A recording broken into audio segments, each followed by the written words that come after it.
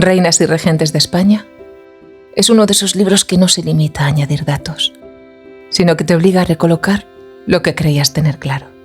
Porque la historia de la monarquía española, tal y como suele contarse, ha sido durante siglos una historia casi exclusivamente masculina. Una sucesión de nombres, de dinastías, de coronas transmitidas, como si el poder solo hubiera sabido adoptar un rostro. Este libro desmonta esa idea con paciencia y con hechos. Manuel García se detiene en las mujeres que, de forma excepcional, ocuparon el trono o gobernaron en su nombre. Algunas fueron reinas titulares, otras regentes. Y luego están las consortes, quizá las más incómodas para el relato tradicional. Mujeres que no figuraban como soberanas, pero que ejercieron el poder de manera efectiva. No llegaron ahí porque las prepararan para mandar, ni porque el camino estuviera despejado. Llegaron porque las circunstancias las empujaron al centro, y cuando eso ocurrió, muchas estuvieron a la altura. El libro evita un error frecuente en este tipo de obras. No idealiza.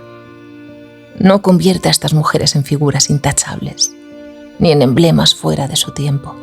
Cada una aparece situada en su época, con sus límites, sus decisiones discutibles, sus contradicciones. Y aún así, o quizá precisamente por eso, el balance resulta llamativo. En contextos de enorme inestabilidad política, muchas de ellas gobernaron con una mezcla poco habitual de lucidez y firmeza. Sostuvieron reinos frágiles, tomaron decisiones difíciles y lo hicieron sin el margen de error que a menudo se concede a los hombres. Especialmente revelador es el espacio dedicado a figuras como Toda de Pamplona o Isabel de Farnesio. Consortes, sí, pero con una capacidad de influencia real, decisiva, que durante mucho tiempo quedó diluida o directamente relegada a una nota al pie. Aquí se entiende con claridad algo que la historia oficial ha tendido a minimizar, que el poder femenino no siempre se ejerció desde el trono visible, sino desde zonas menos reconocibles, donde cuentan la negociación, la inteligencia política y una resistencia que rara vez hace ruido. El autor tampoco esquiva las excepciones. No todas gobernaron bien, y no se pretende forzar una lectura complaciente. Pero incluso ahí, el contraste es significativo. Cuando se observa el conjunto, lo excepcional no es la competencia, sino el fracaso. Una constatación que lleva, casi sin querer, a preguntarse cuánto ha pesado el relato posterior, escrito en su mayoría por hombres, en la forma en que se ha juzgado a estas mujeres.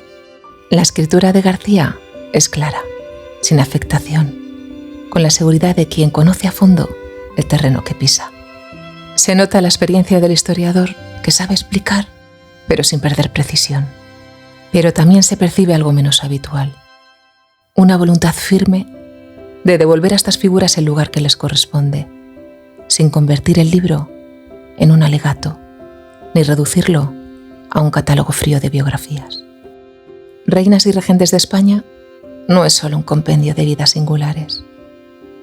Es una invitación a mirar de nuevo la historia del poder y a reconocer que muchas mujeres gobernaron y gobernaron bien, cuando se les permitió hacerlo, casi siempre en condiciones adversas.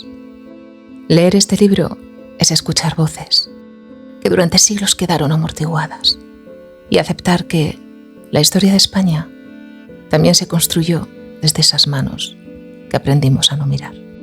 Un libro necesario y, por una vez, oportuno de verdad.